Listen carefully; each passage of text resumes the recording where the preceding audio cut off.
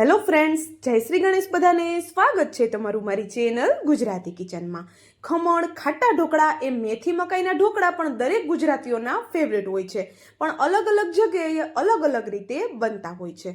તો આજે મારી ઘરે કઈ રીતે બને છે ને એ રેસીપી હું તમારી સાથે શેર કરવાની છું. અને આ મેથી મકાઈના ઢોકળા ખાવામાં તો પોચા રૂ જેવા ને ટેસ્ટી હોય જ છે, પણ બનાવવા પણ ખૂબ સરળ છે.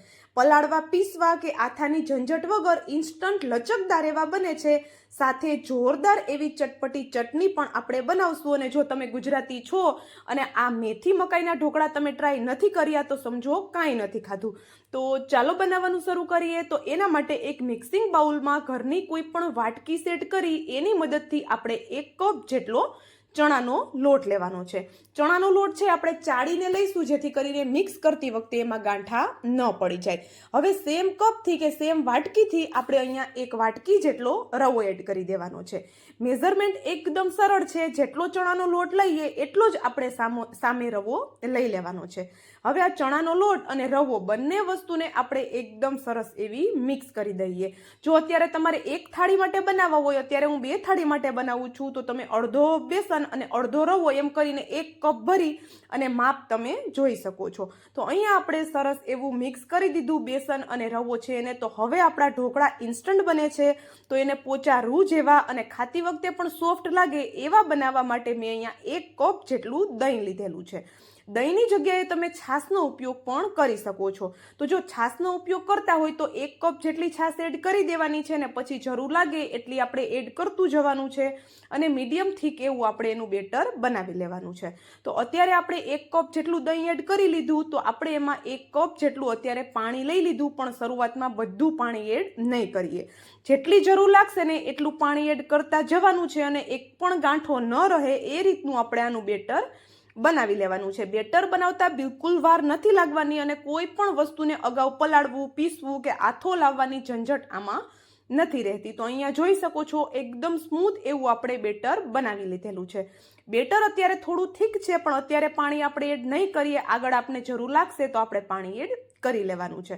તો ચાલો આપણે એને થોડી વાર માટે સાઈડમાં રાખીએ અને ત્યાં સુધીમાં આપણે એક ચોપર લઈ લીધું અને ચોપરમાં આપણે અડધો કપ જેટલા મકાઈના દાણા લીધા છે. મકાઈના દાણા છે તમે પોણો કપ સુધી પણ લઈ શકો છો. મેં ફ્રોઝન મકાઈના દાણા લીધા છે, તમે ફ્રેશ આવે છે એનો ઉપયોગ પણ કરી શકો છો, પણ અલગથી આપણે એને બાફવાની ઝંઝટ બિલકુલ નથી કરવાની. હવે મકાઈના દાણા છે ને ચોપરમાં લઈ આવા અધકચરા કરી લેવાના છે. હવે આપણે જે મકાઈના દાણા ચોપ કર્યા એને પણ આપણે બેટર સાથે એડ કરી દઈએ. અને સાથે જ આપણે અહીંયા અડધો કપ જેટલી મેથી લીધેલી છે. મેથી છે એને એકદમ બારીક કટ કરીને એડ કરવાની છે. મેથી અને મકાઈ આ બંને વસ્તુનું જે કોમ્બિનેશન થાય છે ને એ ઢોકળાનો સ્વાદ એક અલગ લેવલ સુધી લઈ જાય છે. નોર્મલ ઢોકળા આપણે જે ખાઈએ છીએ એના કરતાં એકદમ ટેસ્ટી અને પોચા આ ઢોકળા બને છે. તો જો ટ્રાય ક્યારેય ન કર્યા હોય તો ચોક્કસથી એકવાર ટ્રાય કરજો, ખૂબ જ પસંદ તમને પણ આવવાના છે. તો જોઈ શકો છો આપણે બંને વસ્તુ મિક્સ કરી દીધી. તો હવે આપણે એમાં થોડા મસાલા કરશું. તો મસાલામાં રેગ્યુલર મસાલા જ એડ કરશું, વધારે કોઈ મસાલા એડ નથી કરવાના. તો શરૂઆતમાં આપણે સ્વાદ પ્રમાણે મીઠું એડ કરી દીધું. અડધી ચમચીથી ઓછી હળદર એડ કરવાની છે. અડધી ચમચી જેટલું ધાણા જીરું પાવડર, અડધી ચમચીથી ઓછો લાલ મરચું પાવડર અને અડધી ચમચી જેટલું જીરું એડ કરી દીધું. જીરુંનું પ્રમાણ થોડું વધારે પણ તમે રાખી શકો છો. હવે ગુજરાતી ઢોકળા છે એટલે ખાટા મીઠા તીખા હોય જ છે, તો આપણે એમાં 2 ચમચી જેટલી ખાંડ અને સાથે 1 થી 2 ચમચી જેટલી મરચાં અને આદુની પેસ્ટ એડ કરીએ. આદુ મરચાંની પેસ્ટ થોડી ચડિયાતી રાખશું અને સાથે આપણે જે 2 ચમચી ખાંડ એડ કરી છે એ ઢોકળા ખાટા મીઠા તો બનાવશે જ, સાથે આપણે જે મેથી એડ કરી છે એનો કડવો ટેસ્ટ પણ બેલેન્સ કરે છે. તો 2 ચમચી જેટલી ખાંડ તો આપણે ચોક્કસથી એડ કરવાની જ છે. અને શરૂઆતમાં આપણે દહીં કે છાશ જે પણ લઈએ એ થોડી ખાટી હોય એવી જ આપણે લેવાની છે. અને ખાટી ન હોય તો અડધાથી 1 લીંબુનો રસ આપણે એડ કરી દેવાનો છે, જેથી કરીને ઢોકળા ખાટા મીઠા સરસ એવા બનશે. હવે બધું સરસ એવું મિક્સ કરી દીધા પછી બેટર થોડું મને ઘટ લાગે છે, તો એમાં થોડું મેં પાણી એડ કરી દીધું. મિક્સ કરી અને હવે આપણે અહીંયા અડધી ચમચીથી થોડું ઓછું ખાવાના સોડા એડ કરીએ છીએ. એટલે આમ જો ચપટીનું માપ કહું તો 3 થી 4 ચપટી જેટલા આપણે સોડા એડ કરી દીધા. અને સોડાને આપણે એક્ટિવેટ કરવા માટે એની ઉપર 2 ચમચી જેટલું ગરમ તેલ એડ કર્યું.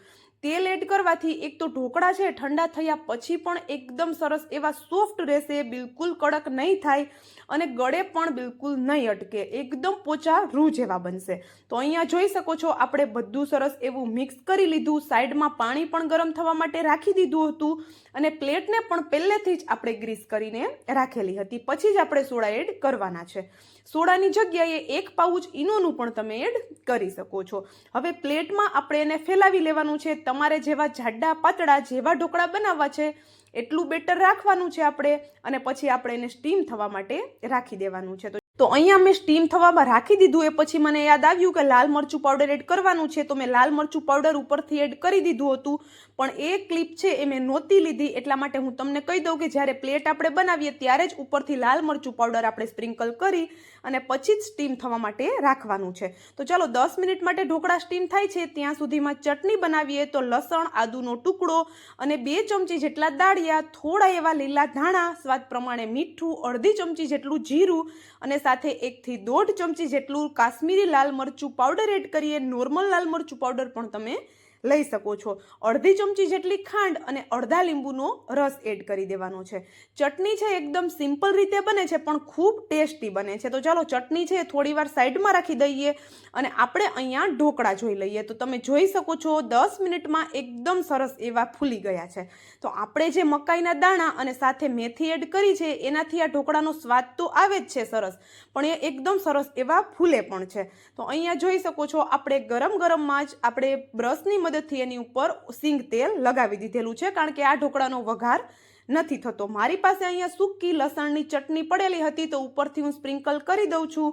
તમે ગન પાવડર પણ સ્પ્રિંકલ કરી શકો છો, અથવા તો લાલ મરચું આપણે પહેલેથી જ પ્લેટમાં એડ કરેલો હતો તો ઉપરથી ખાલી આપણે બ્રશથી ઓઇલ લગાવી અને લીલા ધાણા એડ કરી દેવાના છે. તો ગરમા ગરમ ઢોકળા તમે સર્વ કરી શકો છો. આપણી ચટણી હજુ બાકી છે તો એ પણ આપણે હજુ બનાવવાના છીએ. તો અહીંયા જોઈ શકો છો એકદમ સરસ એવા આપણા ઢોકળા દેખાય છે ને ઉપરથી જે મેં સૂકી લસણવાળી ચટણી એડ કરી એનો સ્વાદ આની સાથે ખૂબ સરસ આવે છે. ને એ ચટણી નોર્મલ જે આપણે વડાપાઉંમાં ને બનાવીએ છીએ લસણવાળી સૂકી ચટણી, એ જ ચટણી મેં એડ કરેલી છે. તો તમે એ ચટણી બનાવી અને ઉપરથી એને સ્પ્રિંકલ કરી શકો છો. તો ચાલો ઢોકળા રેડી છે. હવે ઢોકળામાંથી આપણે 2 પીસ ઢોકળાના લઈ અને આ રીતે રફલી તોડી અને ચટણીમાં એડ કરવાના છે. આવી રીતે ઢોકળા એડ કરશું એટલે ચટણીને એક બાઇન્ડિંગ મળશે અને આપણે બજારેથી જે ઢોકળાની ચટણી લાવતા હોય એવો જ સેમ ચટણીનો ટેસ્ટ અને ટેક્સચર આવી જશે. તો ચાલો હવે પાણી જરૂર પડે તો થોડું એડ કરી અને આપણે એને પીસી લઈએ. અને અહીંયા જોઈ શકો છો આપણી એકદમ સરસ એવી ચટણી તૈયાર છે. આ ચટણીનો સ્વાદ આ ઢોકળા સાથે એકદમ જોરદાર લાગે છે. તો ઢોકળા અને ચટણી એકદમ બંને વસ્તુ સિમ્પલ રીતે બને છે. તો ચોક્કસથી ટ્રાય કરજો જો આ રીતે ક્યારેય ટ્રાય ન કર્યું હોય તો, અને મને કોમેન્ટ કરીને પણ જરૂરથી જણાવજો કે તમને મારો આ વિડીયો કેવો લાગ્યો. તો હલકા એવા ઠંડા થાય પછી ઢોકળાના આ રીતે આપણે પીસીસ કરી લેવાના છે. અને પીસીસ પણ એકદમ આરામથી થાય છે, બિલકુલ તૂટતા નથી અને એકદમ પોચા રૂ જેવા જાળીદાર એવા ઢોકળા બને છે. તો ગરમી છે એટલે આપણે એવું જ કંઈ ગોતતા હોઈએ જે ખાવામાં ટેસ્ટી લાગે, વધારે તળેલું ન હોય કે પછી વધારે મસાલાવાળું ન હોય, તો તમે આ ઢોકળા ટ્રાય કરી શકો છો. અને જો તમે અત્યાર સુધીનો વિડીયો જોઈ લીધો હોય એમાં થોડું પણ જો કંઈક તમને પસંદ આવ્યું હોય તો વિડીયોને લાઇક, શેર અને ચેનલ પર નવા હોય તો જલ્દીથી ચેનલને સબસ્ક્રાઈબ કરી દેજો આવા જ નવા વિડીયો જોવા માટે. તો ચાલો હવે મળશું આવા જ એક નવા વિડીયો સાથે. ત્યાં સુધી જય શ્રી ગણેશ બધાને, and thank you for watching.